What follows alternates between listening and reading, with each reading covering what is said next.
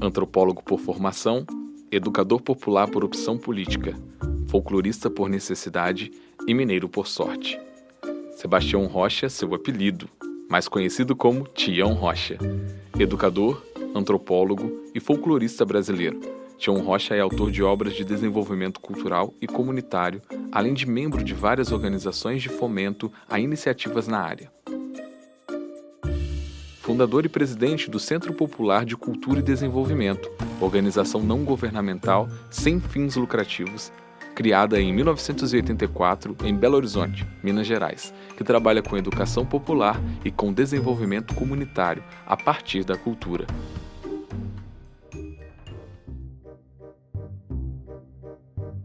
Olá, eu sou o Cleiton, produtor cultural do Centro Cultural Fundação CSN, e esse podcast é uma conversa em tom de prosa, repleta de afeto e conhecimento com Tião Rocha, que nos presenteou com um pouco de sua vivência, construção e sabedoria.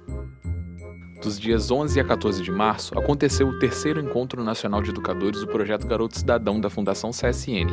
E essa conversa com o Tião aconteceu na sexta-feira, dia 13. E por mais sinistro ou macabro que a sexta-feira 13 possa ser, eu tenho certeza que esse encontro teve a simplicidade e a alegria compartilhada de maneira plena e integral. Para prosear conosco, para falar sobre transformação, educação e essa sociedade mais bacana, essa transformação desse mundo tecnológico. Por favor, Tião, queria convidá-lo.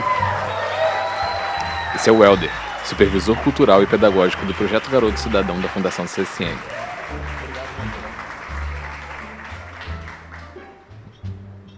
Queria também chamar para mediar aqui essa prosa boa também, outro cara que fala pouco, que proseia pouco, que a gente gosta de ouvir pouco, que é o mestrão ali, que dá bom dia para os porteiros, Fábio Silvestre.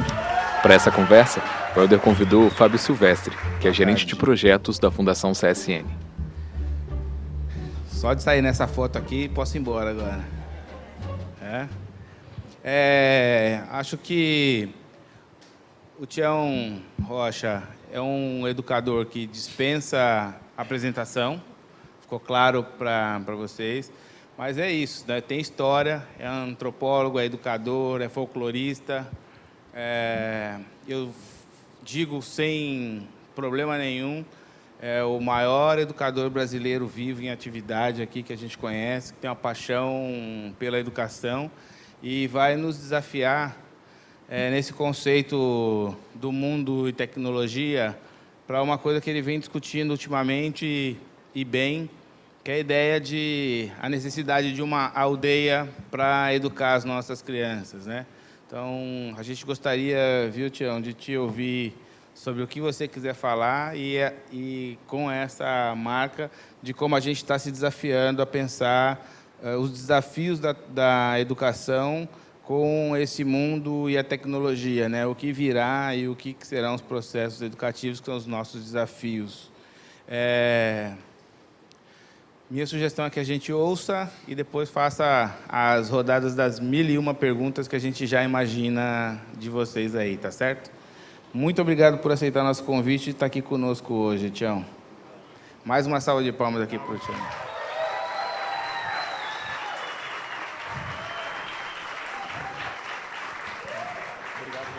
Boa tarde. Bom, eu fico muitíssimo grato pelo convite, mas mais do que pelo convite, pela recepção, pelo carinho, pelos abraços, pelos afetos, pelos cafunés, pelas palavras gentis. Fico até muito sem graça, porque acho que eu não sou merecedor delas e não estou fazendo nada mais do que das coisas que me dão muito prazer de fazer na vida. Então, mas é um prazer estar aqui e conhecê-los, né? E ouvir as histórias de vocês, conhecer um pouco mais e aprender. Eu gostaria que fosse uma conversa, né? Entre educadores, a gente não faz palestra, a gente troca confidências, né? Fala de segredos, compartilha os nossos sonhos, anseios e tal. E eu gostaria que fosse assim, mas eu sou muito falante. Quando ele começa a falar das coisas que gosta, você tende a se exaltar. Então, me controle, por favor, né? E me coloca freio. Né? Mas eu acho que para falar com vocês sobre esse ou qualquer outro assunto, a gente precisa se contextualizar. Né? Quem sou eu, de onde que eu vim e para onde que eu estou indo e qual a trajetória que eu optei. Primeiro, todo mundo já sabe, né? Está muito claro que meu nome é Tião Rocha, portanto, o apelido é Sebastião. Ninguém me chama pelo apelido, vocês fazem favor de não me chamar também. Né? O moço lá do hotel falou assim, mas é Tião Rocha mesmo? Eu falei, é. Mas não é Sebastião, não. Eu falei, isso é apelido. Ele não entendeu até agora, mas deixou lá. Como é que ele vai registrar lá na portaria? Eu falei, mas o CPF você pode botar que ele resolve a vida. Enfim, mas... Eu sou antropólogo, por formação acadêmica, sou educador popular por opção política, sou folclorista por necessidade, sou mineiro por sorte e sou atleticano por sina. Todo mundo tem um defeito grave na vida, eu tenho vários deles, esse é um deles, mas que eu tenho muito orgulho, pelo menos nos últimos tempos eu estou muito orgulhoso, né, do meu time, que está uma vergonha. Mas mais do que isso, eu sou idealizador e me dedico a minha vida a uma instituição que chama-se Centro Popular de Cultura e Desenvolvimento, CPCD, que tem esse nome grande, mas na realidade é uma instituição de aprendizagem, né, que tem 36 anos de existência e que se dedica única e exclusivamente a aprender. Enquanto houver motivo para aprender, nós temos razão de existir. O dia que a gente achar que não tem nada mais para aprender, nós vamos fechar as portas e mudar de ramo. Provavelmente isso não vai acontecer nunca. E o CPCD surgiu e foi dito, transformado em alguém que chama-se ONG, uma organização não governamental, né, da sociedade civil, mas não foi para trabalhar com crianças, jovens, comunidades periféricas, fazer assistência social, nada disso. Surgiu para resolver os meus problemas, que não eram poucos, porque eu fui professor durante a minha vida, durante muitos anos, e dei muita aula em todos os níveis, no ginásio, depois no 2º grau, no colegial, depois no 3º grau, na graduação, no mestrado, no doutorado, no pós-doutor, eu dei muita aula. E um belo dia, eu era professor na Universidade Federal de Ouro Preto, eu tive uma coisa que eu costumo ter ao longo da minha vida, os americanos chamam de clarão, né? Clarão chamam nós, mineiros, os americanos chamam de insight, desculpa. Os insights, esses são os clarões nossos. E eu tive um dos clarões. Um dia eu cheguei na universidade e falei, chega, a partir de hoje eu não quero ser mais professor. O que aconteceu? Aconteceu que a partir de hoje eu quero ser educador. Ah, mas é a mesma coisa, Tião, professor e educador são sinônimos. Né? Ganham o mesmo salário, a mesma coisa, a mesma merreca, mas eu falei, são coisas diferentes. Qual a diferença? A diferença é que o professor é aquele que ensina e o educador é aquele que aprende. E eu acho que eu estou passando a hora de sair desse lugar, que é o lugar da ensinagem, e ir para a aprendizagem.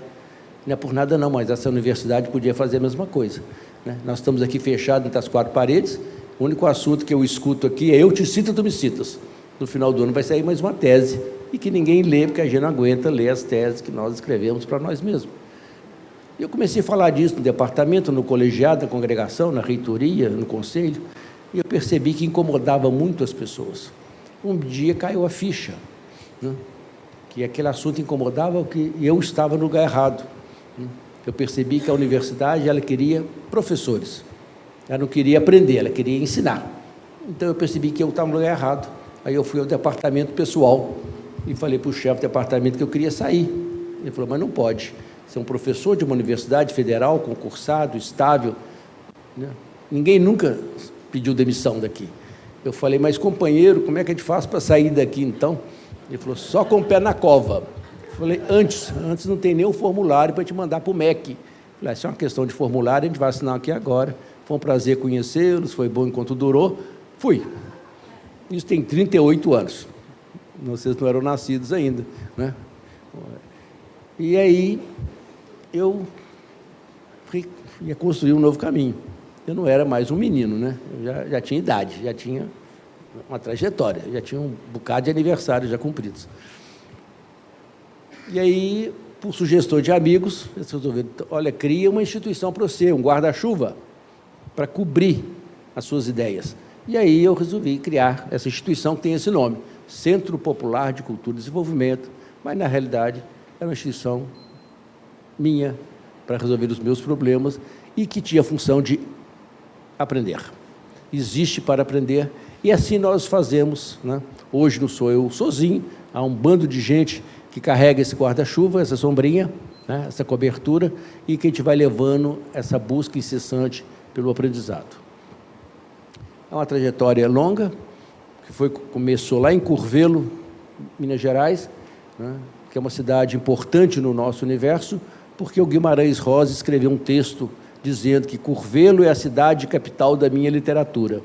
Como eu sou um apaixonado pela obra do Guimarães Rosa, eu resolvi morar na capital rosiana, do estado rosiano, e fui para Curvelo, com a entrada do sertão das Minas Gerais, uma cidade de, na época, sei lá, 50 mil habitantes, 60 mil habitantes no máximo, e fui atrás dos personagens do Guimarães Rosa, não os encontrei, né?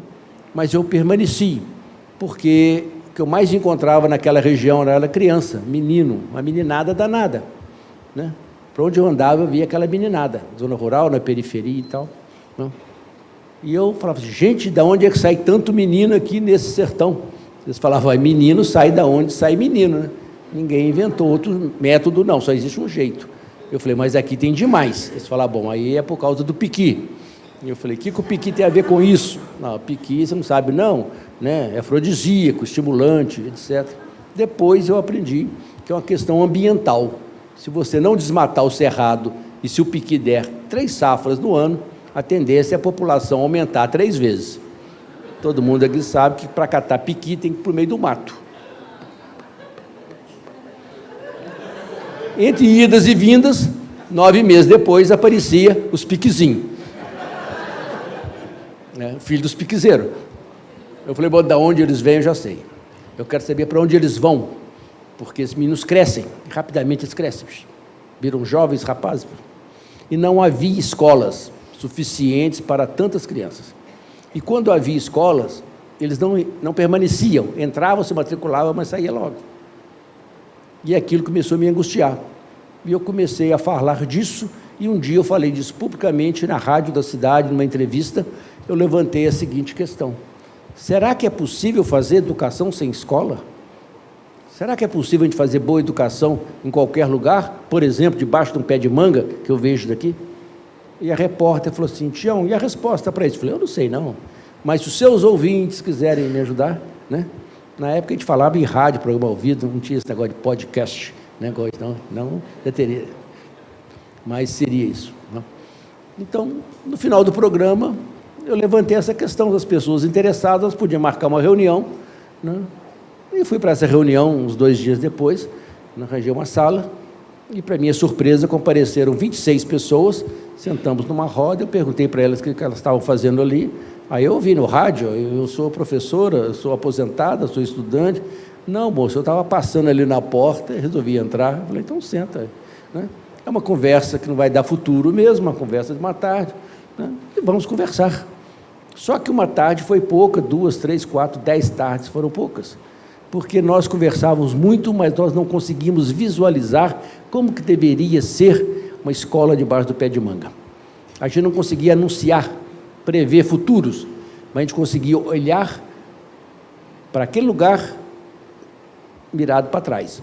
Como que não deveria ter sido a nossa escola? Como não deveria ter sido a nossa experiência educacional? Como é que a gente faz para não reproduzir isso? Ao final de 20 dias de conversa, eu fui anotando aquelas coisas todas, botei numa cartolina. Na hora que eu li aquilo, eu percebi que não tinha nenhum objetivo a alcançar, mas tinha uma lista de coisas que a gente não deveria reproduzir nunca mais. Eu transformei aquilo nos não objetivos da educação. O que nós não queremos que aconteça com os filhos dos outros, que aconteceu conosco.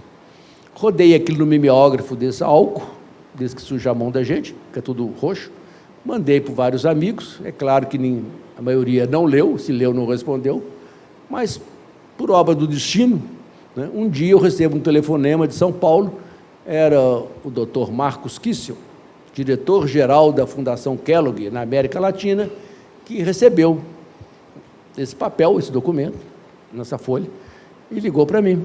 E falou assim, olha, meu senhor, eu recebi aqui na Fundação um projeto, mas um projeto muito estranho. Falei, estranho esse cara me ligar, não conheço ele, não mandei nada para ele, e nem é um projeto. Né? É um projeto que tem não objetivos. Nossa fundação é uma fundação muito séria. Se eu for apoiar um projeto que tem não objetivo, o senhor vai ter não financiamento. Aí eu entendi dele, falei, mas se o senhor me apoiar, o senhor vai ter não resultados. O que vocês estão fazendo aí? Eu falei, desaprender, não cair na vala, não fazer mais do mesmo. Ele falou, bom, eu não posso apoiar um projeto com não objetivos, mas eu vou abrir na fundação um banco de ideias exóticas. O seu vai ser o primeiro. Eu falei, primeiro, muito obrigado, viu? Falei, esse cara está de sacanagem comigo, está me gozando. Né? Faz o seguinte, o dia que você tiver aprendido alguma coisa, você vem aqui, faça uma reunião com a minha diretoria. Se você nos convencer, quem sabe você pode ganhar o nosso apoio. Bom, é o que eu precisava de ouvir, né? Larguei o telefone, juntei os 26, falei, vocês topam sair dessa roda aqui, que nós estamos conversando, ir para a rua? O que a gente vai fazer? Eu falei, o que nós não vamos fazer? Está aqui na lista dos não objetivos. O que estava escrito desses não objetivos? Algumas pérolas. Por exemplo, em Ouro Preto, na aula inaugural do ano letivo, eu escutei a diretora falando assim, bem-vindos, as crianças são como uma página em branco, onde devemos escrever um belo livro. Falei, meu Deus, né? Onde é que é a porta de saída, se uma diretora de escola considera uma criança de 7 anos, página em branco. Aí não entendi nada de criança, 7 anos de praia, 7 anos de sabedoria, 7 anos de vivência, e vamos por aí. Pensar que os nossos conhecimentos são os únicos e verdadeiros. Pensar a criança como um adulto que não cresceu ainda, achar que a escola é o lugar onde se entra, mas não se aprende, ou achar que para aprender tem que ser chato, e um monte de coisinhas assim. A nossa intenção é essa, nós não podemos fazer isso, o resto é lucro. Então, nós nos organizamos, nos dividimos em duplas, então éramos 13, íamos atrás das crianças, onde elas estivessem, nos bairros, nos cantos, etc., juntava esses meninos aonde eles estivessem e sentava junto com eles. E tinha um critério, nós não podemos reproduzir isso, o resto que a gente fizer é aprendizado. Então, a gente ia para lá e voltava de tarde para sentar, para conversar sobre o acontecido. Então, a gente vivia disso, né? Como diria o Guimarães Rosa, de perseguir o acontecido. Vai lá, aconteceu, você volta. E a gente sentava, e a gente fazia isso todos os dias. E assim começou a nossa primeira experiência para tentar responder a nossa primeira pergunta, que foi, eu podia ficar aqui alguns dias falando disso, né? Mas era tão marcante, né? Porque ela nos moldou para o todo sempre. Primeiros momentos, às vezes, nós sentávamos com os meninos, né? Debaixo de uma árvore, na barraquinha da igreja, no fundo de um quintal, numa praça, o que seja, a gente fazia uma pergunta clássica para a meninada. Meninada, né? O que vocês gostariam de estudar, de aprender? Né? Aí um falava, isso, outro, cada um levantava um monte de coisa. Né? É muito assunto, vamos anotar aí. Aí não estava lá 10, 15 assuntos. É muito assunto, vamos fazer uma seleção, vamos escolher. E aí escolhia 3 para dar conta. Aí fazia uma eleição. Quem vota nessa, quem vota naquela. Aí escolhia 3, ótimo. Fazia-se aquele negócio de atividade, muito bem. No dia seguinte, a mesma pergunta, mais 15 assuntos, nova eleição, nova seleção, mais 5 assuntos. No final da semana, a gente já juntamos a nossa equipe, falava assim, e os meninos? Está saindo menino. Nós já perdemos lá uns 5. Eu falei, opa, nós viramos escola. Escola é o lugar onde se entra, mas não se permanece. Nós não podemos, então vamos atrás dos meninos. Por que você saiu lá do projeto? Lá eu só perco. Opa. Eu sei que toda essa conversa com o Tião está muito interessante. E para você conferir mais sobre esse conteúdo, acesse ao nosso próximo podcast, que irá mostrar um pouco mais desse brilhante dia de aprendizagem. Esse podcast foi desenvolvido pelo Centro Cultural Fundação CSN. Até logo e a gente se vê em breve.